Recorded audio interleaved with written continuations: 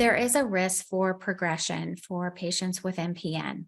When we look at this, we know that myeloproliferative neoplasms is really an umbrella term for three different diseases that run along a continuum.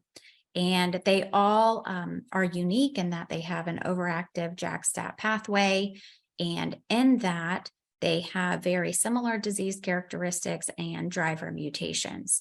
So with that, progression is possible. It doesn't mean that it'll happen. Doesn't matter what the percentage is. We don't know that. We can't say it definitely happened, but it's something that we watch for. We educate you on those signs and symptoms of progression. So this could be caught early and be activated on early. So what are signs of progression?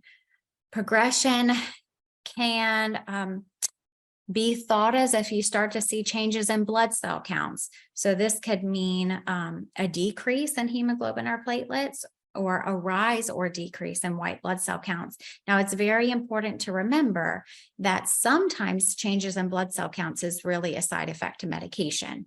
And that needs to be thought of before you think about disease progression. But it's changes in these counts that don't improve despite modifying the dose of medication. Another sign of disease progression is an increase or worsening in symptoms. And here is where it's important to know what the symptoms are and try to think about or keep a record in where you were and then where you are at today. When we think progression may be happening, it is important that your provider order a bone marrow biopsy because that helps to reestablish current disease status and it helps to guide treatment. Maybe it opens doors for more treatments. My activation tip here would be, number one, monitor your blood cell counts, be your own advocate. Think about if they're changing, could it be medication or is it disease progression? Monitor your symptoms.